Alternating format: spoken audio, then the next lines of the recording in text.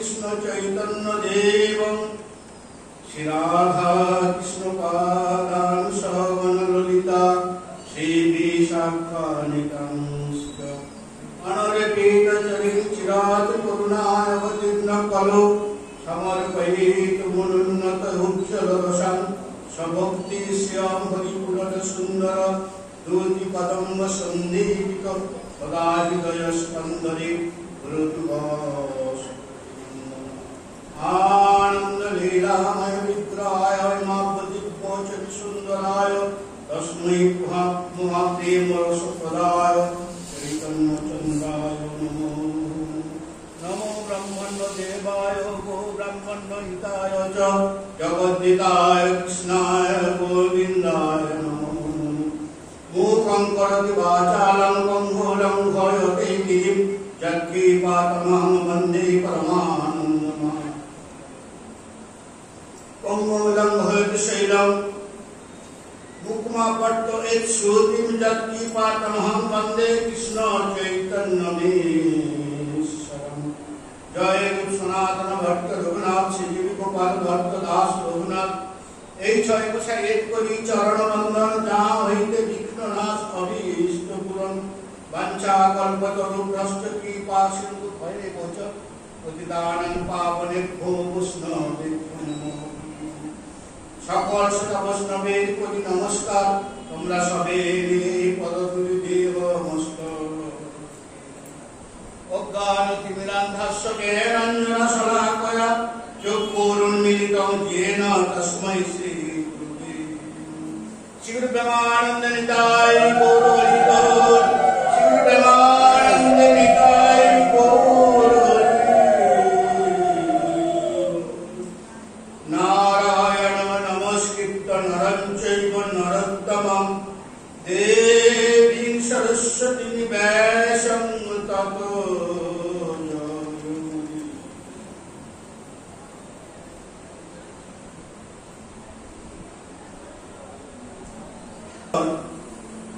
परमानंद सच्चिदानंद विग्रह अनादि आदि गोविंद सर्व कारण कारणम एकमात्र से आदि आदिरो आदि आदिरो आदि आदि आदिरो आदि एवं आदि তিনি হলেন স্বয়ং ভগবান শিব।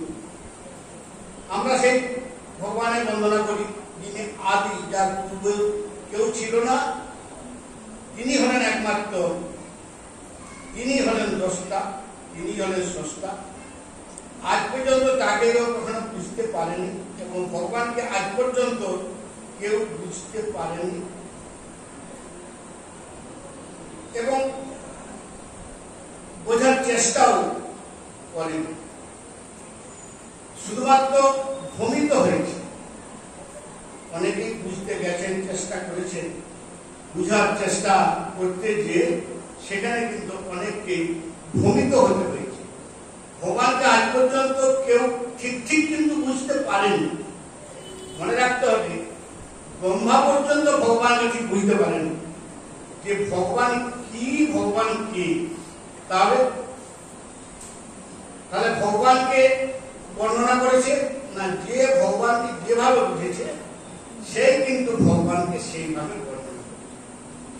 ভগবানকে যে যেভাবে বুঝেছেন, ভগবানকে একমাত্র সত্য বলে বোঝা উচিত। কেন? তিনি সত্যের মধ্যে রয়েছেন। যেখানে সত্য আছে সেইখানে তিনি আছেন, সেইখানে ভগবান আছে। তাই ভগবান হলেন স্বয়ং সত্য স্বরূপ। তার জন্য এখানে বলা হচ্ছে সত্য স্বরূপ শ্রী ভগবান, সেখানে তার বন্দনা করা হচ্ছে সত্যং পরম ধীমহি। তারপরে ভাগবতকে বর্ণনা করা হচ্ছে ভগবানের পরে, তারপরে ভাগবতকে বর্ণনা করা হচ্ছে। নিগম কল্পতরু গলিতং ফলম সুখ মুখাদ মৃত দ্রব সংযুতম পিবত ভাগবতং রসমালয় মুহু রহ রসিকা ভাব।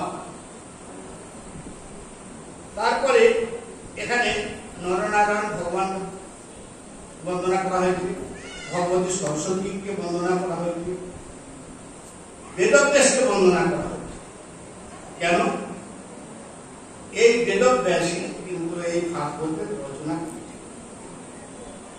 এই ভাগবতের মধ্যে ভগবানের 24 অবতারের কথা বর্ণনা করা হয়েছে। ভগবানের 24 অবতার, প্রথমে কিন্তু ভাগবতে সেই 24 অবতারের কথা বর্ণনা করছে। সেই 24 অবতার কি কি? সর্বপ্রথমে ভগবানের অবতার হয়েছেন সনকাদি। ব্রহ্মার 4 পুত্র, সনক, সুনন্দন, সনাতন আর সনত কুমার। কথাটা একটু বুঝার দরকার। সর্বপ্রথম ভগবান অবতার হয়েছেন সনকাদি। তাহলে সনকাদি শিখেও যদি ভগবান বলা হয় সেখানে কিন্তু ভুল হয় না। তার দিকেও ভগবান বলে বর্ণনা করা হচ্ছে। হ্যাঁ, সনকাদি রূপে এরা হচ্ছে ব্রহ্মার 4 পুত্র, সনক, সুনন্দন, সনাতন, এই 4 পুত্র রূপে প্রথমে ভগবান অবতার নিয়েছে। আর দ্বিতীয় অবতার হলেন বরাহ। বরাহ অবতারে ভগবান পৃথিবীকে রক্ষা করেছে। তারপরে হিরণ্যাক্ষকে উদ্ধার করেছে বরাহ রূপ। তৃতীয় অবতার হলেন নারদ। চতুর্থ অবতার নরনারায়ণ। পঞ্চম অবতার কপিল দেব।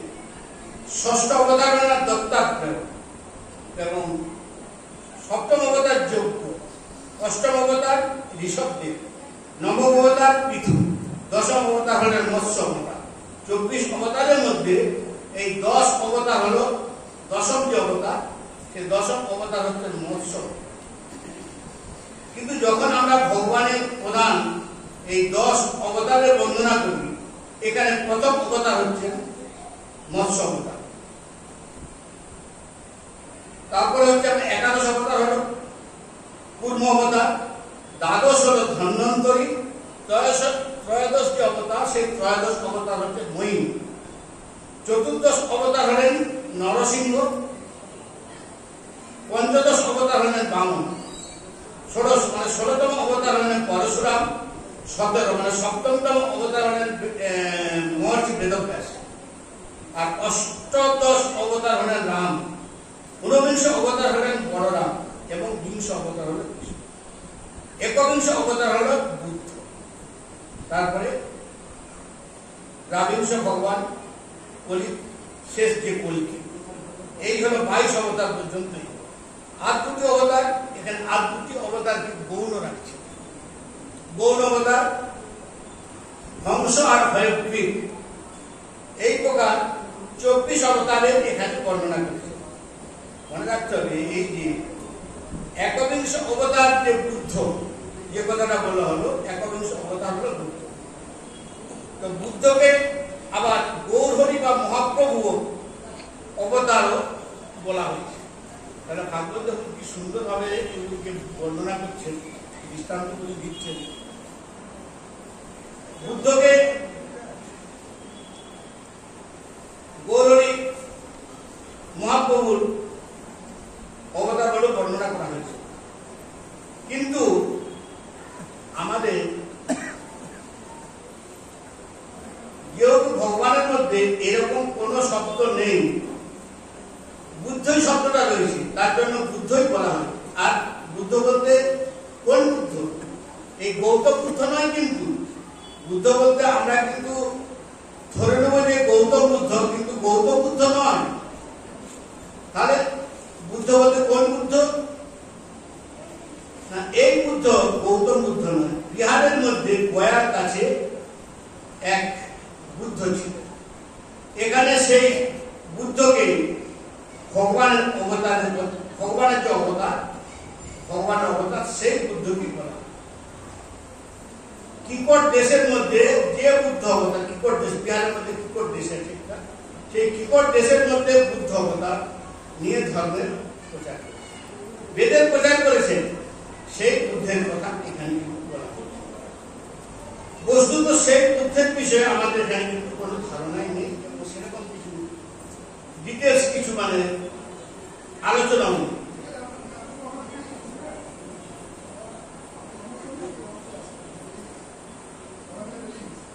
এই যে এত সমস্ত অবতারের কথা বলা হয়েছে, এই অবতারগুলির কথা একমাত্র ভাগবতের মধ্যে এই অবতারের কথা বর্ণনা করা আছে। তাহলে এখানে সনকাদি মুনিগণ প্রশ্ন করলেন, মহর্ষি বেদব্যাস এই ভাগবতের রচনা কিভাবে করেছে, কৃপা করে আমাদের একটু বর্ণনা করে শোনান।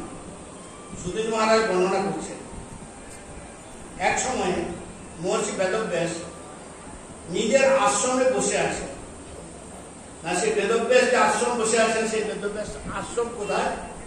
সরস্বতী নদীর তটে। আশ্রমের নাম হল সম্বরপাস। সরস্বতী নদীর তীরে সম্বরপাস।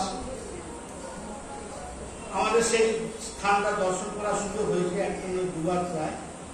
আমরা যেবার বলছিলাম ইসলাম এই সমস্ত স্থানগুলো আমাদের এই দাদাও গেছিলেন বদ্রীনাথ দর্শন করে।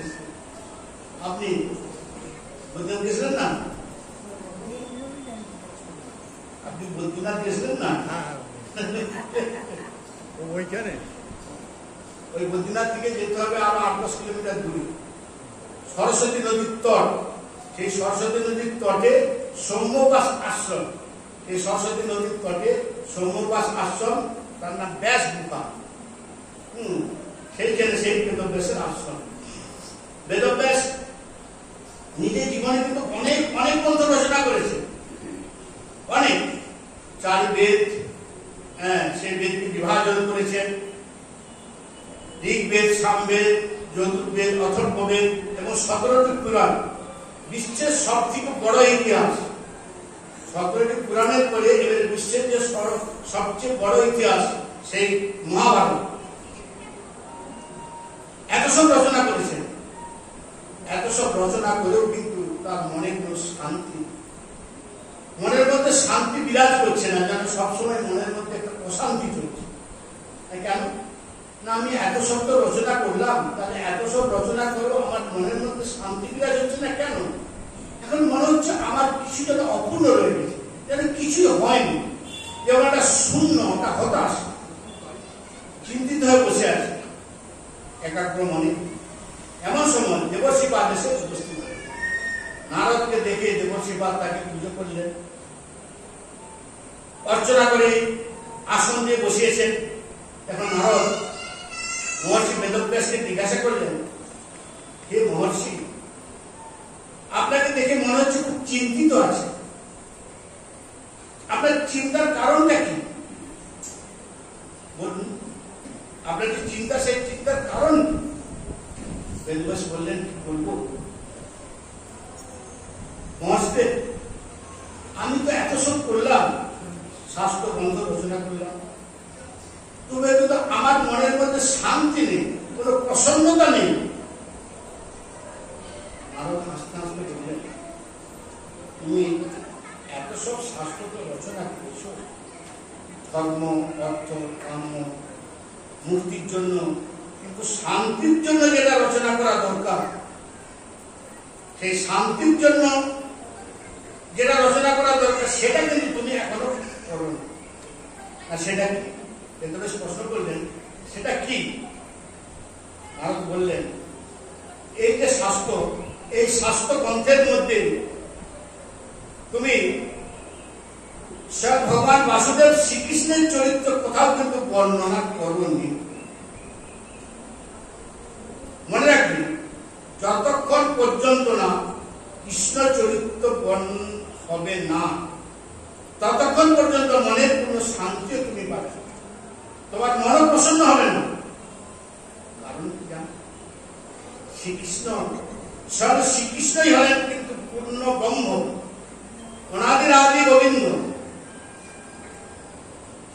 শ্রীকৃষ্ণই হলেন স্বয়ং ভগবান, পরিপূর্ণতম ভগবান। শুধু পূর্ণ না, পরিপূর্ণ। সেই পরিপূর্ণতম ভগবান, সেই শ্রীকৃষ্ণ, যার চরিত্র তুমি কিন্তু এখনো বর্ণনা করো, যার জন্য তুমি মনে শান্তি পাচ্ছ না, তোমার মন প্রসন্ন হচ্ছে না, তার জন্য তোমাকে কৃষ্ণ চরিত বর্ণনা করতে হবে। বেদব্যাস বললেন, তাহলে তো কৃষ্ণ কৃপা ছাড়া কৃষ্ণ চরিত্র কি করে বর্ণনা করব? তার কৃপা ছাড়া তো কৃষ্ণ চরিত বর্ণনা করা সম্ভব নয়। তাহলে আমি কৃষ্ণ কৃপা কি করে পাব? নারদ বললেন, একমাত্র সাধু বৈষ্ণবদের সঙ্গ করুন। সাধু এবং বৈষ্ণবদের সঙ্গ করলে বৈষ্ণব কৃপা নেই, কৃষ্ণ কৃপা। সঙ্গে সঙ্গে বেদব্যাস নারদের চরণ ধরেছে, সঙ্গে সঙ্গে। তাহলে আপনার থেকে উত্তম বৈষ্ণব আমি আর কাকে পাবো? বেদব্যাস তো বুঝেছেন। তাহলে আপনার মতো যে উত্তম বৈষ্ণব, তাহলে আপনার মতো উত্তম বৈষ্ণব আমি কাকে পাবো? আপনি আমাকে কৃপা করুন। নারদ হাসতে লাগলেন। নারদ 4টি শ্লোকের উপদেশ মহর্ষি বেদব্যাসকে সেই 4টি শ্লোক উপদেশ করবে, যাকে চতুশ্লোকী ভাগবত বলা হয়। তাহলে দেখুন, এত শব্দ করেছেন বেদব্যাস, কিন্তু এদিকে ভগবানের তো মাথা ব্যথা আছে, তারও তো মাথা ব্যথা। এখনো ঠিক মতো ভগবানের লীলা, তার গুণ, তার কথা সেটাই তো বর্ণন করা হয়নি। তাহলে ভগবানেরও মাথা ব্যথা, সেই মাথা ব্যথার জন্যই কিন্তু আজকে নারদ এসেছেন, এসে বেদব্যাসকে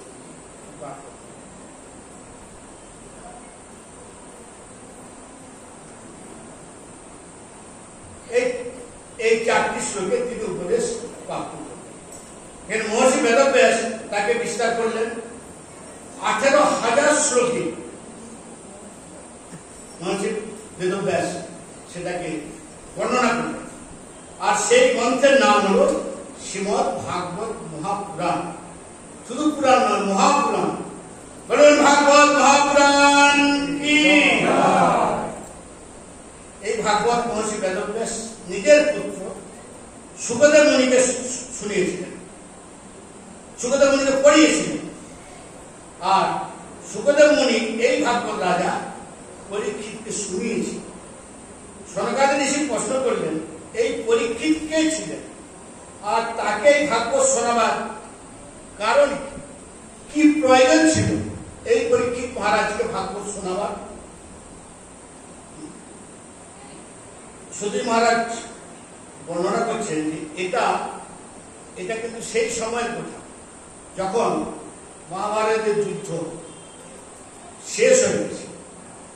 ভীম নিজের গদা দিয়ে দুর্যোধনের জানু ভেঙে দিয়েছে। ভাঙা জানু নিয়ে দুর্যোধন কিন্তু এখনো পড়ে আছে, এখনো মারা যাননি। সেই অবস্থায় তিনি পড়ে পড়ে যন্ত্রণায় কাতরাচ্ছেন। সেখানে অশ্বত্থামা এসে উপস্থিত। অশ্বত্থামাকে গুরু দুর্যোধনের কাছে এসে উপস্থিত হলেন। মহারাজ আপনার জয় হোক, মহারাজ আপনার জয় হোক। শুনেই তো দুর্যোধন খেপে গেছে। আমি মরণাপন্ন যন্ত্রণায় আমি কাতরাচ্ছি, যন্ত্রণায় আমি চিৎকার করছি, তুই কে রে? তুই কে এমন দুষ্টতা যে আমার তুই জয়ধ্বনি করছিস? দেখুন, এই সংসারে সবার নিজের প্রশংসা। কেউ যদি আপনার প্রশংসা করে, দেখবেন আপনার ভালো লাগে প্রশংসা। কিন্তু আবার প্রশংসাটা কি বলছে? প্রশংসাটা হচ্ছে মৃত্যু তুল্য। কারো সামনে কারো যদি সেইভাবে প্রশংসা করা হয়, সেটা কিন্তু মৃত্যু সমান। একবার এরকম দুর্যোধন, এই অর্জুন এবং যুধিষ্ঠির মধ্যে এরকম একটা ঘটনা ঘটেছে। অর্জুনের গান্ডীব যদি কেউ কখনো অবমাননা করে, তাহলে আমি তাকে হত্যা করি। এই গান্ডীব দিয়ে, এই ধনুক দিয়ে। কোন কারণবশত একবার যুধিষ্ঠির মহারাজ হয়তো বলেও ফেলেছিলেন, ঠিক তো গান্ডীবকে। এখন অর্জুন কি করে নিরূপায়? সুন্দর ঘটনাটা। এখন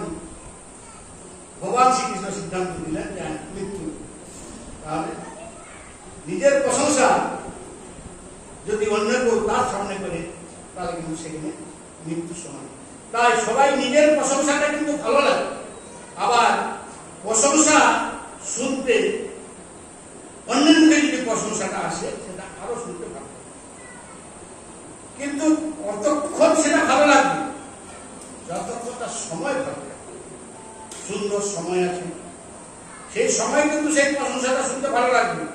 যখন খারাপ সময় যাবে তখন যদি কেউ আপনার সামনে প্রশংসা করতে আসে, হ্যাঁ, তখন কিন্তু আপনিও তিনি বিরক্তি হয়ে যাবেন।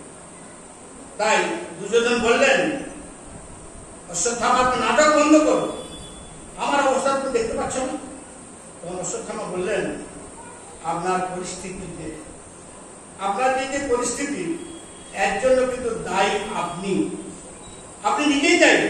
কারণ এই যে এত বড় যুদ্ধ, এই এত বড় যুদ্ধের মধ্যে আপনি সবসময় আপনি বুড়োদেরকেই কিন্তু আপনি সেনাপতি করেছেন, বুড়োদেরকে সেনাপতি করে আপনি যুদ্ধ নেমেছেন।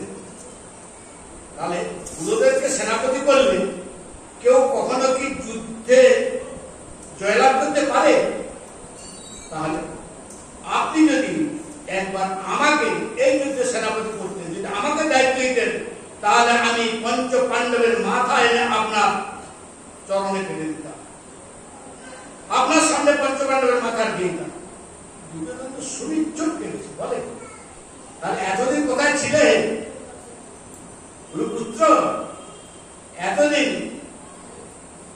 কেন তুমি কথা বলনি? এই কাজই বা কেন করনি?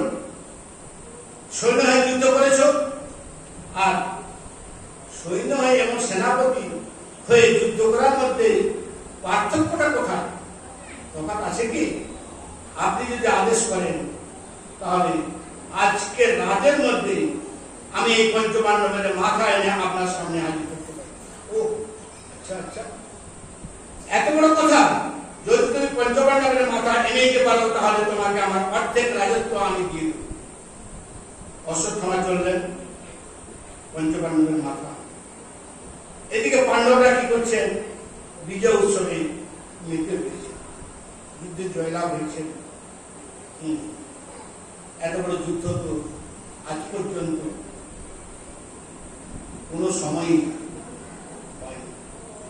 তাহলে সেই যুদ্ধে আজকে তারা জয়লাভ করেছেন। ভগবান জয়লাভের মধ্যে, সেই উৎসবের মধ্যে, বিজয় উৎসবের মধ্যে তারা তখন মেতে রয়েছে।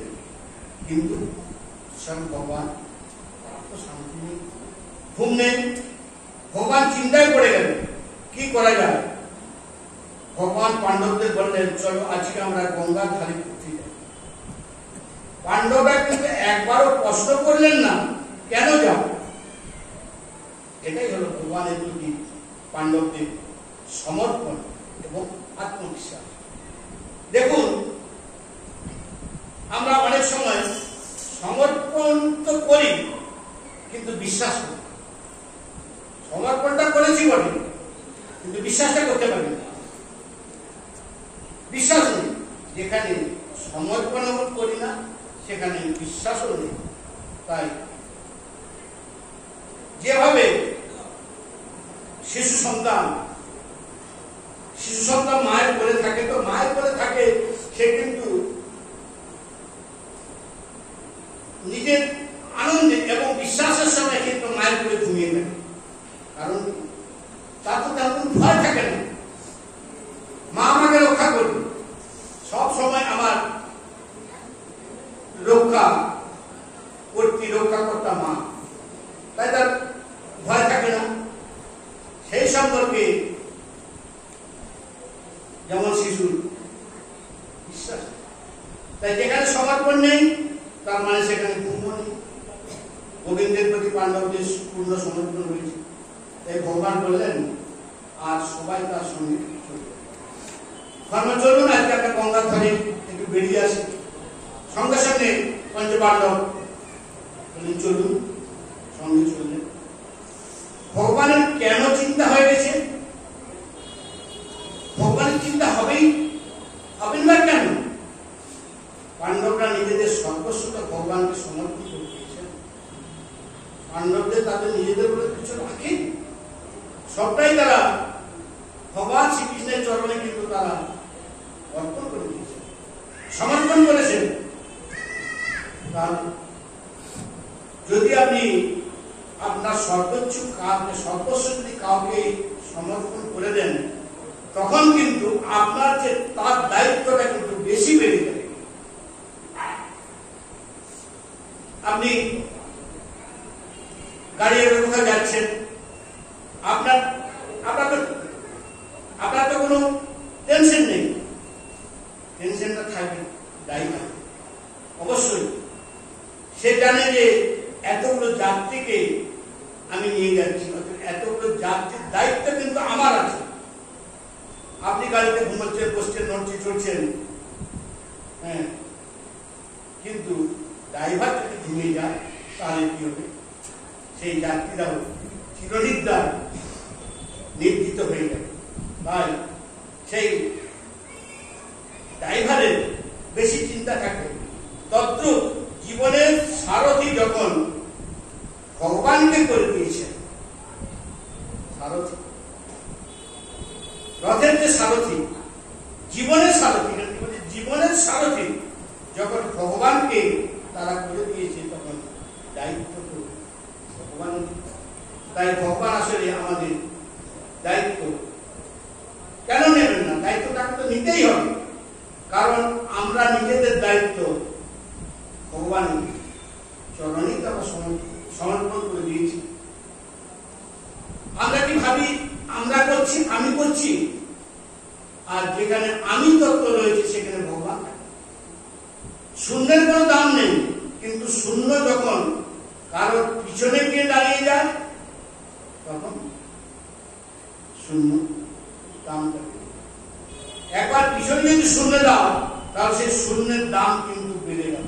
আপনার শূন্য, শূন্যটার কোনো দাম আছে কি? শূন্যের বাঁ দিকে যদি কোনো সংখ্যা রাখা, 1 2 3 4 5 6 7 8 9 যে কোনো সংখ্যা, তখনই কিন্তু শূন্যের দামটা বেড়ে গেল। একের পিছনে যদি শূন্য দাও, তাহলে শূন্যের দাম বেড়ে গেল। তদ্রূপ নিজেকে শূন্য বানিয়ে দাও। না, শূন্যটা কিসের শূন্য? অভিমান শূন্য। আমাদের হৃদয় চান, আমাদের হৃদয় চান বহুত সুন্দর, এটাই তো আমাদের শিখিয়েছেন। অক্রোধ পরমানন্দ নিত্যানন্দ রায়, সেই হৃদয় চাঁদের মধ্যে কিঞ্চিত কোনো অভিমান নেই। অভিমান শূন্য হৃদয় নগরে বেড়ায়। তাই অক্রোধ পরমানন্দ নিত্যানন্দ রায় অভিমান শূন্য হৃদয়, অভিমান শূন্য হয়ে তিনি আজকে নগরে বেড়াচ্ছেন। কে নিবি আর? আজকে প্রেম বিলাচ্ছেন নগরে ঘুরে ঘুরে, যাচিয়া কাঁদিয়া। হৃদয় চাঁদ অভিমান শূন্য হয়ে আজকে প্রেম বিতরণ করছে। তাই বৈষ্ণব যদি হতে হয়, হরি ভক্ত যদি হতে হয়, তাহলে তোমাকে অভিমান শূন্য হতে হয়। তাই আমরা বৈষ্ণব হতে চেষ্টা করছি, কিন্তু আমরা অভিমান শূন্য হতে পারছি না। আমরা অভিমান শূন্য হতে পারছি? আমাদের মধ্যে কত অভিমানে ভরে আছে। আরে আমি বড় বৈষ্ণব, আমি জ্ঞানী, হ্যাঁ, আমি অমুক করি, আমি তমুক করি। আমাদের বৈষ্ণবদের অভিমান কত! আমি এত মালা করি, এত জপ করি, কত রকমের আমাদের অভিমান। এত বড় একটা জায়গা থেকে আমি দীক্ষা নিয়েছি, আমার মুখটা শ্রেষ্ঠ, আমার মুখটা ভালো, কত তাদের গরিমা থাকে। এই আমাদের দেখছেন না, অহংকারে গরিমায় ভর্তি। তাহলে আমরা সেই অভিমান শূন্যটা হতে পারছি কোথায়? মুখে এক বলছি, কর্মে। তাই দুনিয়ার মধ্যে সবচেয়ে বেশি ভেদ, সব থেকে বেশি কি? আমাদের হিংসা এবং সমালোচনা এবং পরচর্চা। এটাই সবচেয়ে আমাদের জীবনের, বিশেষ করে বৈষ্ণবদের, আমাদের সবচেয়ে ক্ষতিকারক। এই কারণে বৈষ্ণব হলাম, যদি পরনিন্দা পরচর্চা ছাড়তেই না পারলাম, তাহলে বৈষ্ণব কেন হলাম? বৈষ্ণব হয়ে কি লাভ? সবসময় মনে রাখবেন যে পরচর্চা পরনিন্দা এর চেয়ে অপরাধ কিছু নাই। বৈষ্ণব অপরাধের পরম সূত্র হচ্ছে পরচর্চা এবং পরনিন্দা। দূরে থাকবে এই পরচর্চা পরনিন্দা যত পারবে। আর এটাই কিন্তু মুখরোচক। এই পরচর্চা এবং পরনিন্দাটাই হচ্ছে আমাদের সবচেয়ে মুখরোচক। তাই বৈষ্ণবের লক্ষণ কি হবে? তৃণাদপি সুনিচলে তররূপ সহিষ্ণু অমানিনা মান ও দেব কীর্তনীয় সদা। বৈষ্ণব হইবার মনে ছিল বড় সার। তৃণাদপি শুনি যেন শুনে পড়ে গেল আজ। জীবনে যতই দুঃখ আসুক, যতই কষ্ট আসুক না কেন, অপমান থেকে অপমান হোক, তাপ থেকে তাপ হোক, সেগুলোকে আমাদের সহ্য করতে হবে, পরের উপকার করতে হবে, এটার মধ্যেও কোনো সংশয় নেই। এইটাই হল প্রশ্ন। জীবের সম্মান দিবে জানি কৃষ্ণ অধিষ্ঠান। সব জীবকে এই সম্মান দেয় কিরকম? কৃষ্ণ জ্ঞানে, কৃষ্ণ সমান জেনে তার দিকে সম্মান।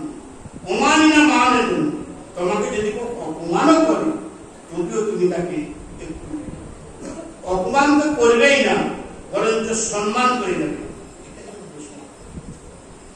কে কি করলো, কে কি বললো, কে কি করেনি, এটা কিন্তু বৈষ্ণবদের ধর্ম নয়। এই জগতের নিন্দুকের কোনো গতি নেই। দেবতারা ছাড়া যম লোকে যমদূতেরাও কিন্তু নিন্দুককে তারা ছাড়ে, তারা জমা করে নিয়ে আসে। মহাপাপী থেকেও যমদূতেরা সেই নিন্দুককে তারা জমা করে নিয়ে আসে। নিন্দুক মানে এই সংসারে সব থেকে নিকৃষ্ট এবং ঘৃণিত ব্যক্তি। তার জন্য কারোর নিন্দা কখনো করতে নেই। নিন্দুকে কিসের মতো বলা হয়েছে জানো? নিজেদের সন্তানের মলমূত্র হাত দিয়ে পরিষ্কার করে, মা সন্তানের মলমূত্র নিজের হাত দিয়ে তো পরিষ্কার করে। আর নিন্দুক নিজের জিহ্বা দ্বারা পরের মল পরিষ্কার। কারণ নিন্দা মানে তার মন, তার পাপকে নিজের জীব দিয়ে সে কেটে পরিষ্কার। এই হচ্ছে নিন্দা। তার মানে কেউ যদি তোমার নিন্দা করে তাহলে খুশি হবে, কারণ সে তো তোমার পাপগুলোকে নিয়ে নিচ্ছে, পাপগুলো নিয়ে চলে গেল। তোমার পাপের ফল এখন তাকে, তোমার যে পাপের ফলটা, সেই পাপের ফলটা কিন্তু তাকেই ভোগ করতে হবে, এর মধ্যে কোনো সংশয় নেই। ভগবান পাণ্ডবদের বললেন, চলো আজকে আমরা গঙ্গা তীরে ঘুরতে যাই। ভগবান বলেছেন পঞ্চপাণ্ডবদের যাবো মানে যেতে হবে, চলো চলে। এদিকে কি হয়েছে? অশ্বত্থামা এসে রাত্রিবেলা পাণ্ডবদের না পেয়ে তাদের যে পঞ্চপাণ্ডবের পুত্র তারা যে শুয়েছিল, সেই পঞ্চপাণ্ডবের মাথা কেটে নিয়ে চলে গেল। যখনই দুর্যোধনের সামনে গিয়ে উপস্থিত হয়েছে সেই পঞ্চপাণ্ডবের মাথা নিয়ে, মহারাজ মহারাজ এই নিন পঞ্চপাণ্ডবের মাথা। খুব খুশি হল, সত্যি এত বড় যুদ্ধে যা কেউ কখনো পারলো না, আজকে তুমি পেরেছো, অত্যন্ত আনন্দিত উঠেছে। আচ্ছা আচ্ছা দেখি দেখি সব থেকে যে মোটা মাথাটা আমাকে দাও তো। মোটা মাথাটা মানে যেটা ভীমের মাথা, ভীম তো সবচেয়ে মোটা মাথা ছিল। ভীমের সাথে একদম জন্মজাত তার বৈরতা ছিল, মানে হিংসা ছিল। যিনি যখনই মোটা মাথাটা হাতে দিয়েছেন, হাতে নিয়ে জোরে চাপ দিতে সেই মাথাটা চুরমার হয়ে গেছে। তুমি একই করেছো অশ্বত্থামা, তুমি কার মাথা নিয়ে এসেছো? যখনই মাথাগুলোকে আলোর মধ্যে দেখলেন পাণ্ডবদের, পঞ্চ পাণ্ডবদের যে পুত্র, সেই পঞ্চপাণ্ডব পুত্রদের মাথা। কি করলে তুমি অশ্বত্থামা? তুমি শেষ পর্যন্ত পঞ্চ পাণ্ডবদের 5 পুত্রের তুমি মাথা নিয়ে এলে। বিলাপ করতে লাগলেন, আরে কুলঘাতী, তুই আমাদের বংশের শেষ করে দিলি। আমার শত্রুতা তো পঞ্চপাণ্ডবের সঙ্গে, পঞ্চপাণ্ডবদের সন্তানদের সঙ্গে তো আমার শত্রুতা নেই। তাহলে আজকে সেই বাচ্চারা যদি আমাদের জীবিত থাকতো, তারা আমাদের বংশে জীবিত থাকলে, তাহলে আমাদের যে পরলৌকিক পিতৃপুরুষের যে কাজ সেগুলো তারা তো করতো, আমাদের শ্রাদ্ধ করতো, পিণ্ডদান করতো, তাদের তো আমরা উত্তর হতাম।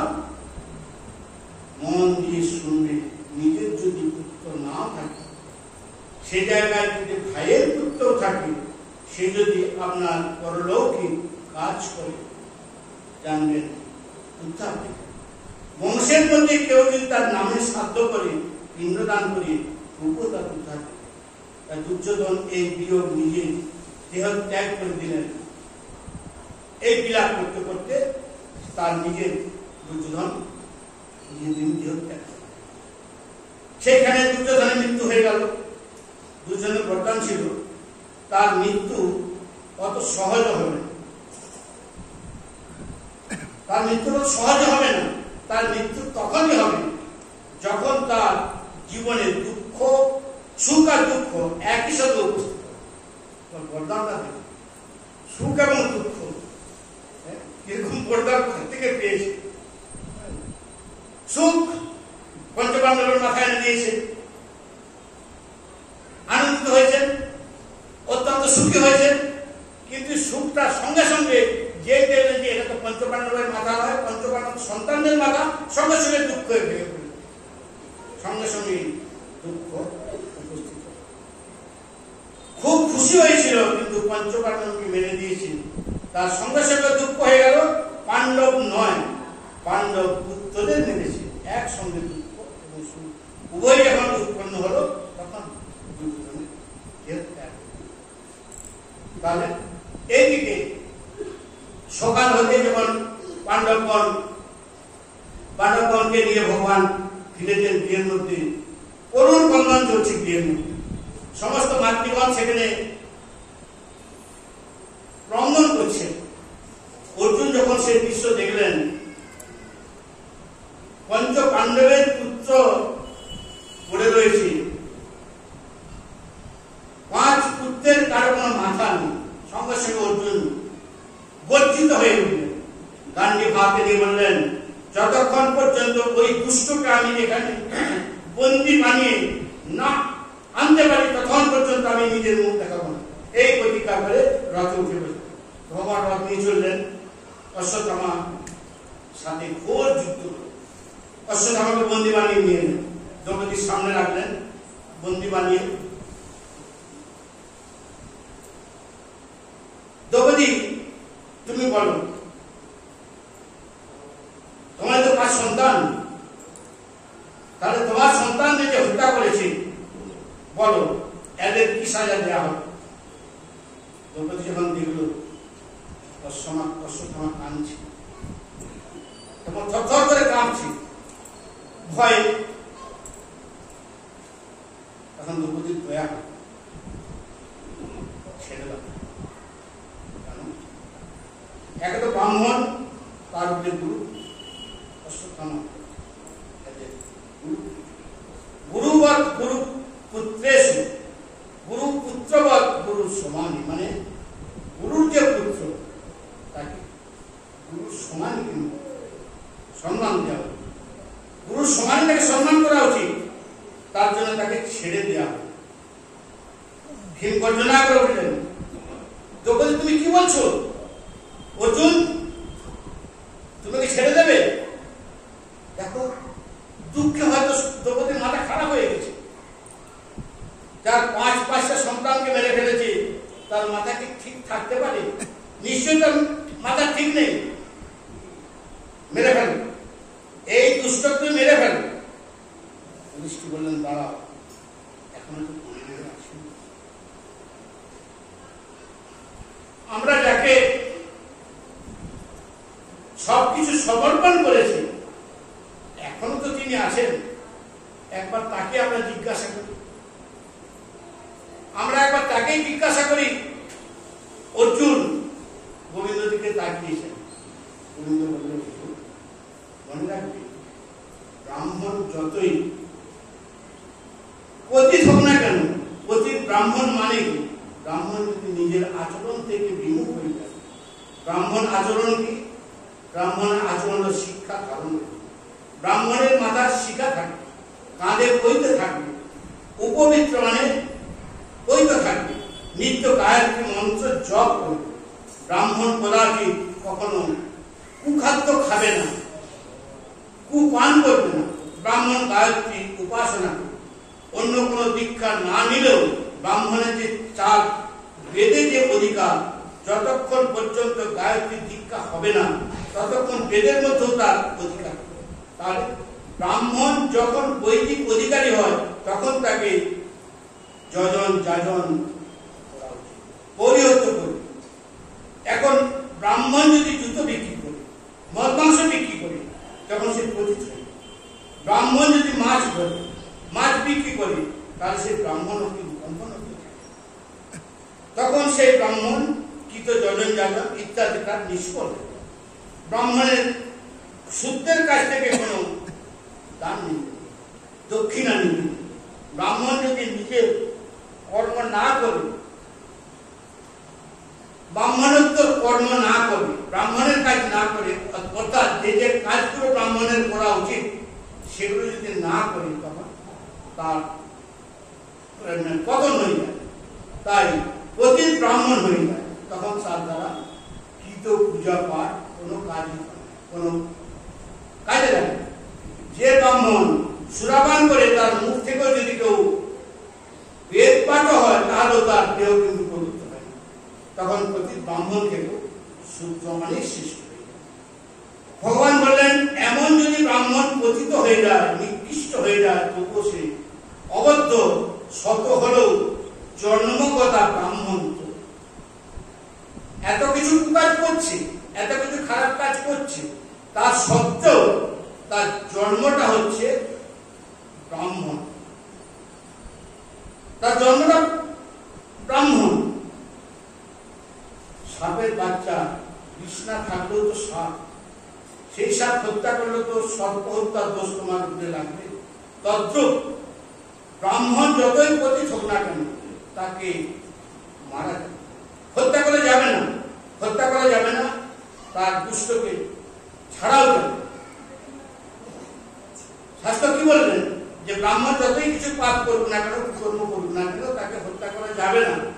তাহলে সে কুকর্ম করেছে, সেই কুকর্মের জন্য তাকে তো দুষ্ট, তাহলে দুষ্টকে তো ছেড়ে দেওয়া যাবে না। অর্জুন বুঝে গেল, অর্জুন 18 অধ্যায় গীতা শুনে যে অর্থ বুঝে গেছে, তার সেই কথা বুঝতে তার বেশি আর কিন্তু সময় লাগবে না। গীতাকে বোঝা তো সবার পক্ষে সম্ভব নয়। যারা সারা দুনিয়াকে উপদেশ করে যাচ্ছেন, সেই রকম আচ্ছা লোক কিন্তু গীতার অর্থ বুঝে না। তাই অর্জুন গোবিন্দের কথার যে অর্থ, সেই গোবিন্দের কথার অর্থটা কিন্তু অর্জুন বুঝে গেলেন। এই সংসারের মধ্যে যে গুণী ব্যক্তি, যে জ্ঞানী ব্যক্তি, গুণী এবং জ্ঞানী ব্যক্তি, সম্মানী ব্যক্তি, তাকে যদি অপমান করে ছেড়ে দেওয়া হয়, সেটাই তার জন্য মৃত্যুদণ্ডের সমান। মৃত্যুদণ্ডের চেয়েও সেটা তার কাছে বড় শাস্তি হয়ে গেল। মেরে দিলে তো বেঁচে গেল, তাকে সমাজের সামনে অপমান করে ছেড়ে দেওয়া হলো। অপমান করে ছেড়ে দেওয়ার মানেটা কি? মানে তার আরো মৃত্যু হয়ে গেল। অর্জুন সঙ্গে সঙ্গে সে অশ্বত্থামার মাথা মুন্ডন করে তার মাথায় একটা মণি ছিল, সেই মণিটা কেড়ে নিয়ে অপমানিত করে তাকে ছেড়ে দিল। এই অশ্বত্থামা নিজের অপমানের জ্বালায় বলছে, একে তো অপমান হয়েছে, ব্রাহ্মণ পুত্র, সেই জ্বালায় বলছে। এদিকে ভগবান সেই সন্তানদের অতি সংস্কার করে হস্তিনাপুরে নিয়ে আসলেন। হস্তিনাপুরে এসে যুধিষ্ঠিরের রাজ্যাভিষেক করেছেন। ভগবান বিচার করলেন, এবার তো কাজ মিটে গেল, আমার যার জন্য এখানে আসা ছিল সেই কাজ তো সম্পূর্ণ পরিসমাপ্তি হয়ে গেল, তাহলে আমার তখন চলে যাওয়া উচিত। দীর্ঘদিন হয়ে গেছে আমি এখানে এই হস্তিনাপুরে আছি, দ্বারকার থেকে এই হস্তিনাপুরে আমি বেশ দীর্ঘ সময় এখানে আছি। এরপরে তো আমাকে দ্বারকায় যাওয়া দরকার, অনেকদিন হয়ে গেল। যদিও কেউ চায় না যে গোবিন্দ আমাদের ছেড়ে চলে যায়।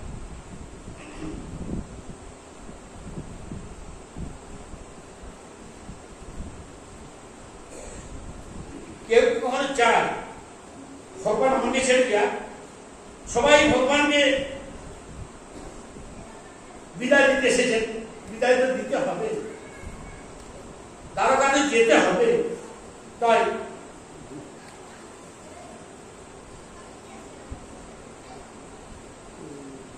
তাই সবাই এসেছিলেন কৃষ্ণকে বিদায় দিতে। পঞ্চপাণ্ডব দ্রৌপদী, কুন্তী, সবাই সবার চোখে জল।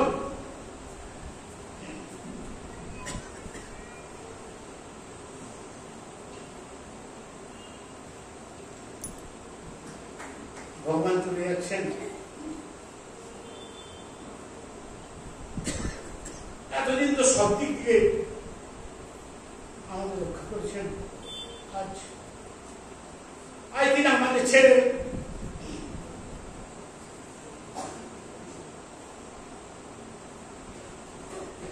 বিদায় তো দিতেই হবে, উপায় তো নেই। এমন সময় একটা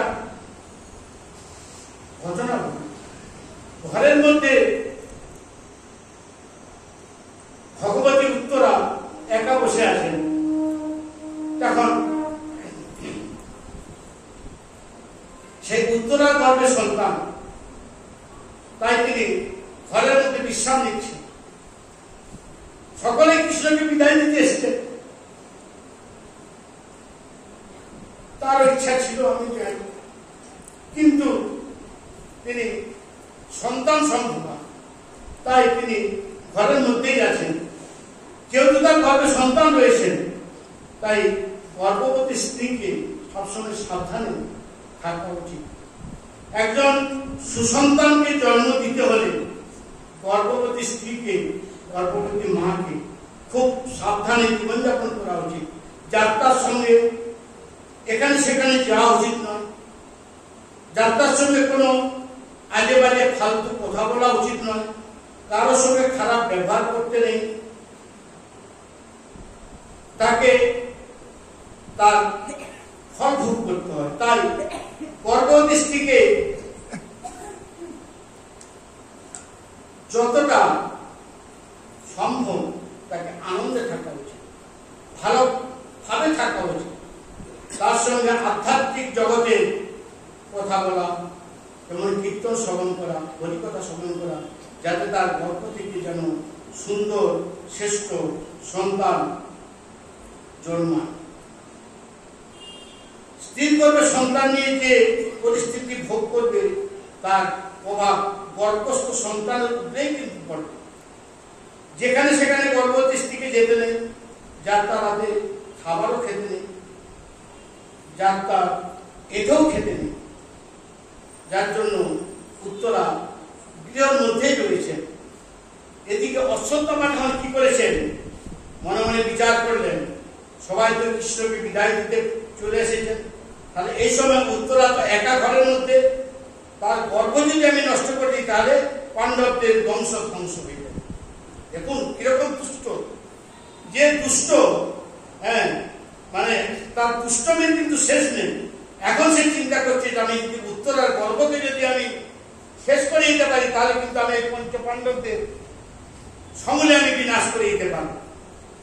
অভিমন্যুর সন্তান উত্তরার গর্ভে আছে। অভিমন্যুকে কিসের ভাবনা? তাই কুরুক্ষেত্রের যুদ্ধে অভিমন্যুর মৃত্যু হয়েছে, অন্তিম অংশ এইটাই। এবং তারও হত্যাটা দেখুন, এই অভিমন্যুকে যে হত্যা করেছে সপ্তরথী, মানে 7 জন রথী একত্রিত হয়ে এই অভিমন্যুকে হত্যা করেছেন। অন্তিম অংশ একমাত্র এই শেষ ফলে বল, এই শেষ এইটা বিচার করে যখনই তিনি ব্রহ্মাস্ত্র প্রয়োগ করেছেন, সঙ্গে সঙ্গে ব্রহ্মাস্ত্র দেখেই উত্তরা ভয়ে কাঁপতে লেগেছেন, দৌড়াচ্ছেন। ভগবান রথে উঠতে যাবেন, সেই সময় পেছন থেকে শুনতে পাচ্ছেন, হে গোবিন্দ রক্ষা করো, রক্ষা করো। ভগবান কিঞ্চিত মাত্র দেরি করেননি, সঙ্গে সঙ্গে সূক্ষ্ম রূপ ধারণ করে উত্তরার গর্ভে পৌঁছে গেছেন এবং পৌঁছে নিজের দিব্য যে অস্ত্র দ্বারা, সুদর্শন চক্র দ্বারা সেখানে ব্রহ্মত্বের তেজকে নষ্ট করে আর সেই শিশুকে রক্ষা করে তাহলে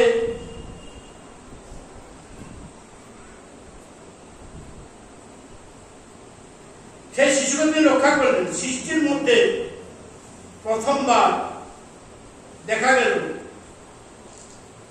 জীব জন্মাবার আগে মাতৃগর্ভে ভগবানের দর্শন পেল।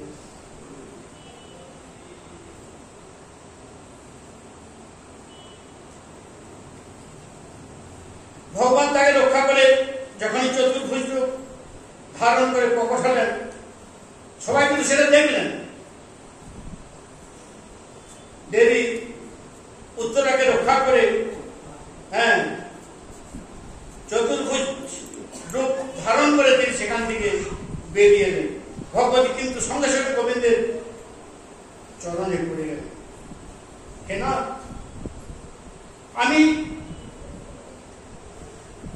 আমি কিরকম কত বড় আমি হতে পারি, কিন্তু শিখেদের পিসি হন কুন্তি, শিখেদের পিসি মানে আমার সম্পর্ক আছে আর কি।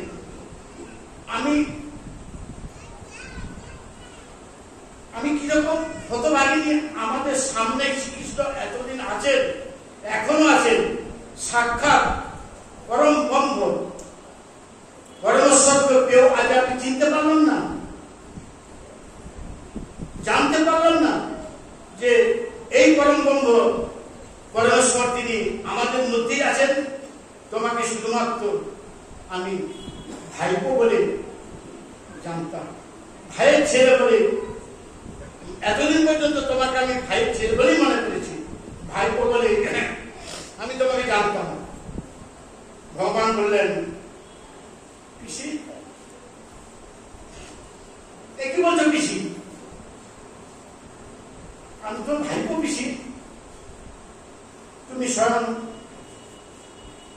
যে ভগবান কৃষ্ণ কেউ না বুঝলেও আজকে আমি কিন্তু বুঝেছি। তুমি কে? কৃষ্ণায় বাসুদেবায় দেবকী নন্দনায় নন্দ গোপ কুমারায় গোবিন্দায় নমো নমঃ। নমো পঞ্চনাভায় নমো পঙ্কজ মালিনে নমো পঙ্কজ নেত্রায় নমস্তে পঙ্কজা অঙ্ঘ্রে। ঈশ্বর বললেন, ঠাকুর বললেন, ভগবান শ্রীকৃষ্ণ বললেন আর কি যে পিসি তুমি যদি আজকে আমাকে ভগবান মেনে নিয়েছ, তাহলে তুমি আজকে আমার কাছে কিছু চাও। ভগবান তো সবকিছু দিতে পারেন, যা চাইবে তাই দিতে পারেন, ব্রহ্মাণ্ডও দিতে পারেন। তাহলে তুমি যদি আমাকে ভগবান বলে জেনেছ, তাহলে তুমি আজকে আমার কাছে যাও, যা চাইবে তুমি আমার কাছে চেয়ে নাও। কুন্তি বললেন, যা চাইবে দেবে তো? কৃষ্ণ বললেন, হ্যাঁ, কথা যদি দিতে হয় তাহলে সংসারে যত দুঃখ আছে সেই সব দুঃখ তুমি আমাকে দিবে। পিসি তুমি একই বলছো?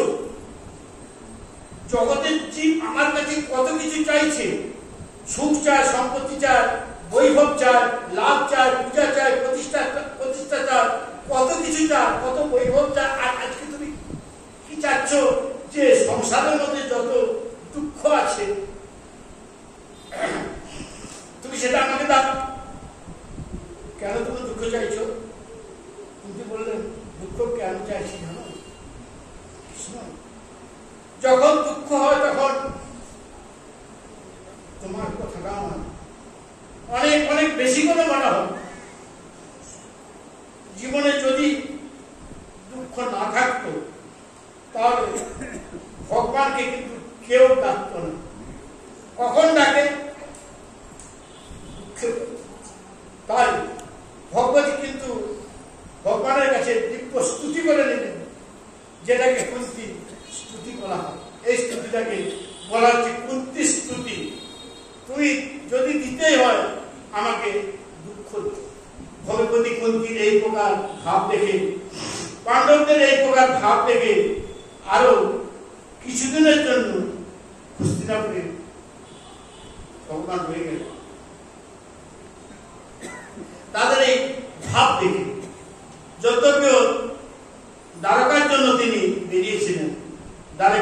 জন্য তিনি তৈরি হয়েছিলেন, কিন্তু তার দ্বারকা যা হলো না, দ্বারকা তিনি গেলেন না। এদিকে একদিন ভগবান দেখলেন সবাই বিশ্রাম করছে, কিন্তু যুধিষ্ঠির রাত্রিবেলা একান্তে আপন মনে নিজের মনে চিন্তিত এবং ঘুরে বেড়াচ্ছে এবং বিলাপ করছেন। ভগবান যুধিষ্ঠির কাছে গিয়ে ভগবান উপস্থিত হলেন। ধর্মরাজ, কি হয়েছে আপনার? এখন তোমার কিসের চিন্তা? এখন তো সব শত্রু নাশ হয়ে গেছে, রাজ্য পেয়ে গেছো, সমস্ত সুখ সম্পত্তি বৈভব সবই পেয়ে গেছো, আর চিন্তা কিসের? যুধিষ্ঠির বললেন, দ্বারকা কি বলবো, চিন্তা এগুলোর নেই। এই যে সুখ সম্পত্তি রাজ সিংহাসন সবই তো পেলাম, সব পার করে তার পরিণতিটা কি হলো? এত কিছু পেলাম তো, সুখ সম্পত্তি বৈভব রাজ সিংহাসন, তার পরিণতি হলো এই যুদ্ধে সব স্বজনকেই তো হারাতে হলো। এই যুদ্ধে যাদেরকে বধ করা হয়েছে তারা কে? কেউ আমার কাকা, কেউ জ্যাঠা, কেউ ভাই, কেউ ভাইপো, কেউ গুরু, কেউ পিতামহ, তাদেরকে বধ করতে এই সিংহাসন পেলাম। তাহলে এই সিংহাসনের দিকে যখন তাকায় তখন কি মনে হয় জানো, যে রক্ত রঞ্জিত মনে হয়। এই সিংহাসনটা যেন রক্তে রঞ্জিত। এই সিংহাসন ভগবান বোঝালেন, দেখো ধর্মযুদ্ধ যদি আপনজন অধর্মের পথে দাঁড়িয়ে যুদ্ধ করে, সেই যুদ্ধে হাজার হাজার অধর্মীদের বিনাশ করলেও কিন্তু রাজার কোনো পাপ হয়। তার জন্য তুমি চিন্তা করো না, তুমি চিন্তা ছেড়ে দাও, তুমি যা করছো ধর্মযুদ্ধ করছো।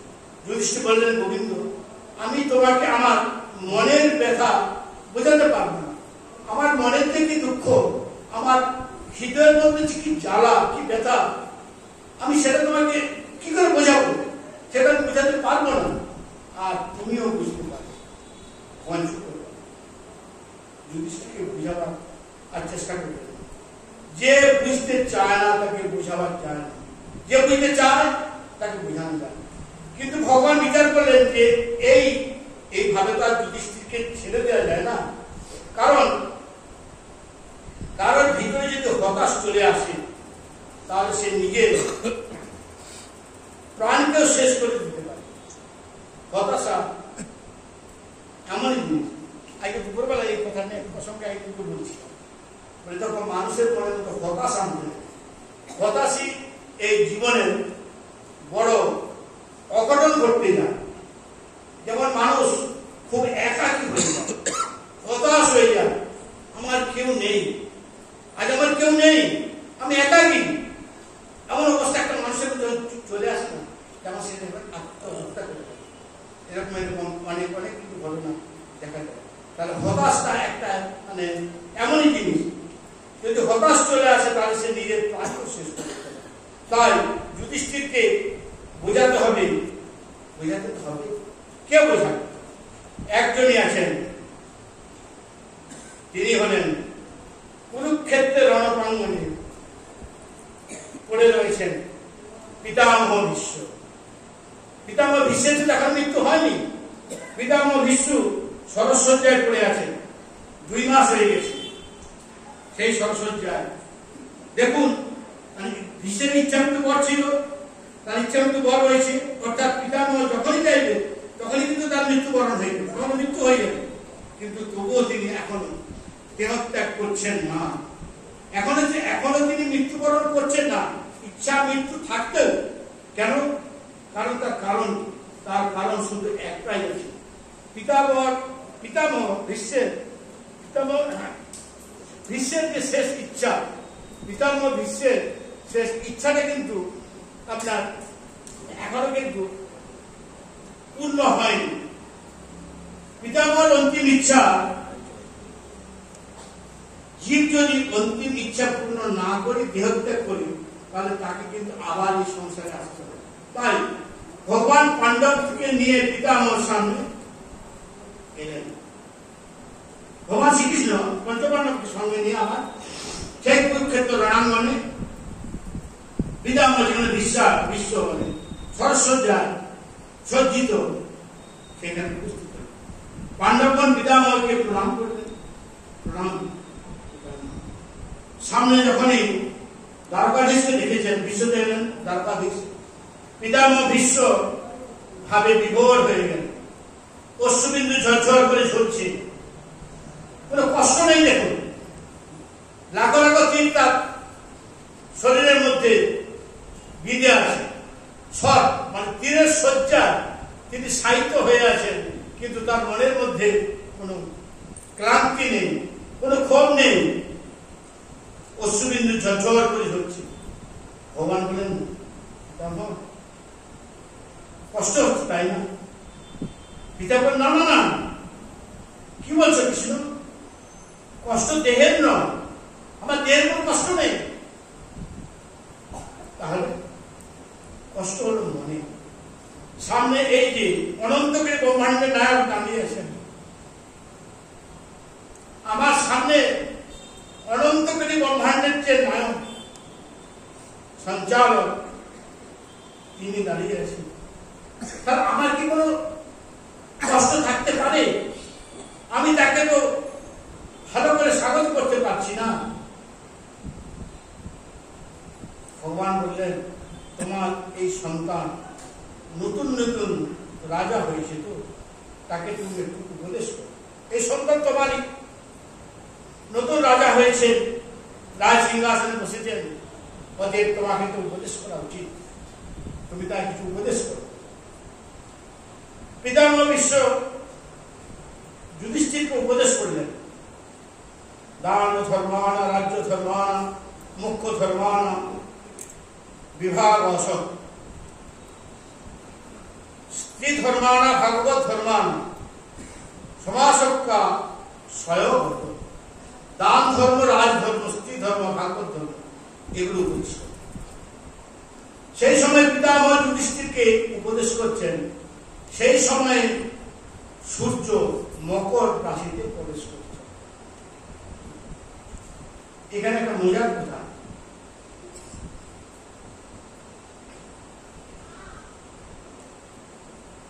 এই উপদেশের সময় কুন্তী, দ্রৌপদী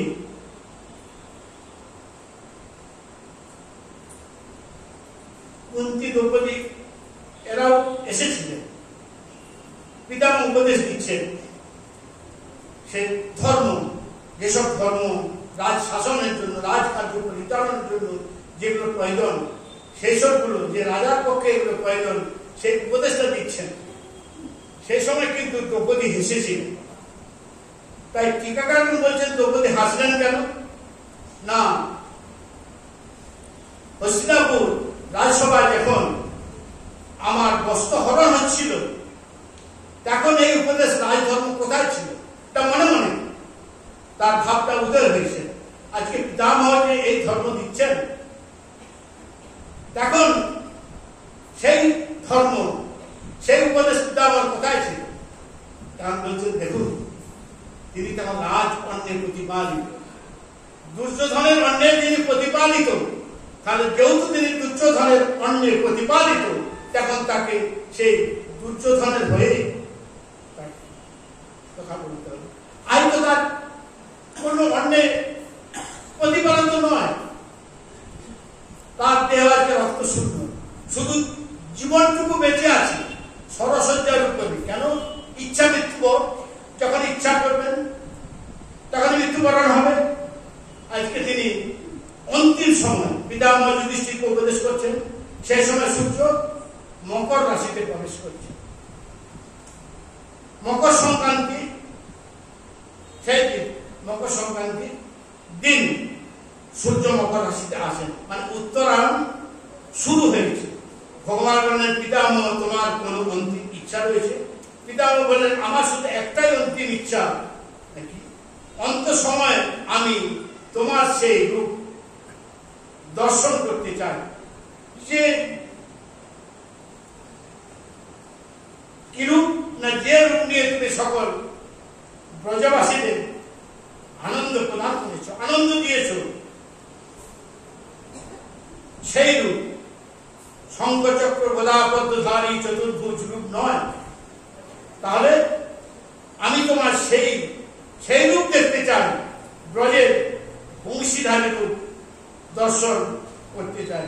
সেই বাঁশি তোমার ঠোঁটে লেগে থাকবে, তুমি দিব্য বংশী বাদন করবে, যার জন্য ব্রজবাসীরা পাগল হয়ে যায়। সেই আমি তোমার সেই বংশীধারী রূপ দর্শন করতে চাই। ভগবান ভীষ্মকে সেই রূপে দর্শন দিলেন। তার সেই রূপ দর্শন করতে করতে পিতামহ নিজের ইচ্ছা মৃত্যু দেহ ত্যাগ করলেন। ভীষ্মের মহানির্যাতনের কথা স্মরণ করিয়েছেন। এই প্রকার ভগবান ভীষ্মের উপরে, তাহলে দেখুন ভক্ত ভগবান ভক্তের কতটা কৃপা করেন, আর ভীষ্মের উপরে কৃপা করলেন। হরিদাস ঠাকুর বলেছিলেন, আমার শেষ ইচ্ছা মুখে নাম চোখে দর্শন, এই করতে করতে আমি এই দেহ আমি ছাড়ব। তো আজকে সেইভাবে বিশ্বদেব দেহ ত্যাগ করলেন। তারপরে ভগবান দ্বারকায় গিয়ে উপস্থিত হয়েছেন। এদিকে পঞ্চপাণ্ডব এসে পুনরায় তারা রাজকার্যে রয়েছেন। কিছু সময় পরে উত্তরার গর্ভে থেকে সেই শিশুর জন্ম। কোন শিশু? যে শিশুকে ভগবান শ্রীকৃষ্ণ উত্তরার গর্ভ থেকে রক্ষা করেছিলেন। বাচ্চা খুব সুন্দর বাচ্চা হয়েছে, জাতকর্ম সংস্কার করা হল, বাচ্চার নামকরণ হয়েছে, নাম রাখা হচ্ছে স্বয়ং ভগবান শ্রী বিষ্ণু যার রক্ষা করতেন, স্বয়ং বিষ্ণু যাকে রক্ষা করেছেন তার নাম রাখলেন বিষ্ণুরাত। ব্রাহ্মণগণ বললেন, মনে রাখবে এই বাচ্চা আরেকটি নামে কিন্তু প্রসিদ্ধ হবে। আজকে নাম তার নামকরণ করা হলো বিষ্ণুরাত, কিন্তু আরেক নামে তিনি প্রসিদ্ধ হবেন। ওর নামে সবার পরীক্ষা কারণে তার আরেক নাম হবে পরীক্ষিত। পরীক্ষিত নামেই তিনি প্রসিদ্ধ হবেন। যুধিষ্ঠির মহারাজ কি করছেন? বাচ্চা এখনো পর্যন্ত তার যে সমস্ত ক্রিয়া হয়নি, তাই তার আগে খুব করে ব্রাহ্মণদের দান করছেন। কারণ যতক্ষণ পর্যন্ত ক্রিয়াকার্য না হয় ততক্ষণ পর্যন্ত সূতক আরম্ভ হয় না। তার জন্য সেই অবস্থায় যে দান করা হয় সেই দান কিন্তু অক্ষয় হয়ে যায়। মানে বাচ্চাদের হওয়ার পরে সেই বাচ্চাদের নারী ছেদন করা হয় না, সেই নারী ছেদনের আগে যদি দান করতে পারা যায় সেই দানটা কিন্তু খুব উন্নত মানের এবং অক্ষয় মানের দান হয়ে থাকে। তাই বাচ্চার জন্মের পরে যতক্ষণ পর্যন্ত লাল ছেদন না হয় ততক্ষণ পর্যন্ত যে দান করবে সেই দান সৎ কার্য হবে, তা পূর্ণ কার্য হবে, সেইগুলো অক্ষয় হয়ে রয়ে যাবে। তার জন্য লাল ছেদনের আগে সমস্ত দান ধর্ম পূর্ণ কার্য সমস্তই আরম্ভ করে দিলেন যুধিষ্ঠির মহারাজ। ভগবান শ্রীকৃষ্ণ যখন জন্মস্থ হয়েছিল তখন তো নন্দ বাবা কত কত দান করেছেন, সোনা দানা রূপা হিরে জহরত দাবি, সমস্ত ব্রাহ্মণকে লাখো লাখো গোমাতা দান করে দিয়েছেন। তারপরে বাচ্চার নাম রাখা হলো পরীক্ষিত। আস্তে আস্তে বড় হচ্ছে, চারিদিকে পরীক্ষিতের যশ খ্যাতি বাড়ছে। পরীক্ষিতের আচার আচরণ খুবই সুন্দর, তার বিদ্যা অধ্যয়ন ইত্যাদি সবই খুব উচ্চাঙ্গের মানে, উচ্চমানের সমস্ত কিছু। স্বয়ং ভগবান যাকে কৃপা করছেন তার সব জিনিসই তো উচ্চমানেরই হবে। ভগবানের কৃপা নিম্নমানের হতেই পারে না, তাই সবই উচ্চাঙ্গে এদিকে যুধিষ্ঠির মহারাজ দেখলেন আজকাল কিছু না কিছু খারাপ ঘটনা ঘটতে চলেছে, মনের মধ্যে ভীত সঞ্চার হচ্ছে। তাহলে আমাদের দ্বারকাধীশের কিছু হয়েছে, আমাদের দ্বারকাধীশ কুশলে আছেন তো, এই মনের মধ্যে একটা সংশয় দেখা যাচ্ছে। যুধিষ্ঠির মহারাজ এর অনেক কিছু খারাপ অঘটন দেখছেন। তখন অর্জুনকে পাঠালেন, অর্জুন যাও দ্বারকায় ভ্রমণ করো, দ্বারকাধীশ আমাদের কেমন আছেন, কুশলে আছেন তো, তার সঙ্গে তুমি দেখা করে এসো এবং এই খবরটা নিয়ে এসো। তাই অর্জুন দ্বারকায় গেছেন। সেখানে গিয়ে দেখলো দ্বারকা বলতে কিছুই নেই, দ্বারকা জলের তলায়, জলের তলায় আজকে দ্বারকা অবস্থিত। সমস্ত যদু বংশদের সংহার হয়ে গেছে। যদু বংশীদের পত্নীগণ, তাদেরকে অর্জুন জিজ্ঞাসা করলেন, তাকে তারা নিয়ে এসেছিল পথে, মনের মধ্যে এবং অনেক ভীর দস্যু যারা, তারা অর্জুনকে পরাজিত করে সেই সমস্ত নারীদের তারা হরণ করে নিল। তাহলে মনে রাখবেন, এই সংসারের মধ্যে কামিনী আর কাঞ্চন, এই দুটি জিনিসের শত্রু কিন্তু অনেক আছে। স্ত্রী আর অর্থ, এই দুটি হরণ করার জন্য হাজারো হাজারো বছর ধরে দুষ্টরা কিন্তু লড়াই হয়ে আছে, এই কামিনী এবং কাঞ্চন। তার জন্য স্ত্রী এবং অর্থ এগুলোকে যত পারা যায় এড়িয়ে চলার চেষ্টা করাই, কোন সময় এগুলোকে যত দূরে সরে থাকবে তত। তাই আজকে অর্জুনও কাঁদছে। অর্জুন আজকে বুঝতে পারলো আমার সেই গান্ডীব, আজকে তো সেই গান্ডীব নেই। অভিমান নিয়ে বসেছিলেন, গান্ডীবের গরম নিয়ে বসেছিলেন, কিন্তু আজকে সেই গান্ডীব নেই। আজ সেই প্রতাপ, সেই বল, সেই পরাক্রম গান্ডীবের মধ্যে কিছু নেই। গান্ডীব কালও ছিল, আজও আছে। কালও সেই গান্ডীবকে বড় বড় ধনুর্ধর ধরা হচ্ছে, বড় বড় শ্রেষ্ঠ যোদ্ধাদের বধ করছে, পরাজিত করছে। কিন্তু আজ সেই একই গান্ডীব, সেই যে সাধারণ বনবাসী কলবির দ্বারা বনবাস করে, আজকে তার দিকেও কিন্তু পরাজিত করতে পারলেন না। তার মানে সামর্থ্য গান্ডীবের মধ্যে নয়, সামর্থ্য তো তার মধ্যে ছিল, যে আমার রথের দড়ি ধরে রথের সামনে বসেছিলেন। সেই গোবিন্দের কৃপাতে আমি কৌরবদেবী সমুদ্র পার করতে পেরেছি। সেই গোবিন্দের কৃপাতেই আমি সবকিছু বিজয় করতে পেরেছি। যদি গোবিন্দ কৃপা না হতো, যদি গোবিন্দ না থাকতেন, তাহলে তো আমাদের কি হতো? আমি এই গান্ডীবকে কিছুই করতে পারতাম না। ভগবানের কৃপা থেকে বড় এই সংসারে আর কিছু নেই। মহাভারতের যুদ্ধে যখন শেষ হয়ে গেছে, ভগবান অর্জুনকে কি বলছিল? অর্জুন নিচে নামো। অর্জুন গোবিন্দকে বলছেন, প্রভু আগে তো আপনি নিচে নামবেন, আপনি তো রোজ নিচে নামেন, আজকে আমাকে নামতে বলছেন না। আগে সারথি নামে, তারপর তো এটাই হলো নিয়ম। প্রত্যেক দিন এই নিয়মেই চলবে। তাই যুদ্ধের যে শেষ দিন, সেটা আগে ভগবান বললেন, অর্জুন তুমি আগে নামো, তারপর আজকে ভগবান বিপরীত করলেন। অর্জুনকে বলছেন আজকে তুমি নামো। অর্জুন তো চমকে গেল, একই বলছেন, রোজ আগে নিজে নামেন, তারপর আমাকে নামান। আজ অর্জুন ভাবল ভগবান বলছে, তার মানে নিশ্চয়ই এর পিছনে কিছু কারণ আছে। তাই সারথি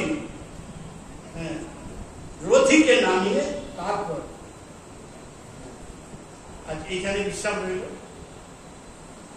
কাল মহাপ্রভু কৃপা হয়, আপনাদের কৃপা আশীর্বাদ হয়।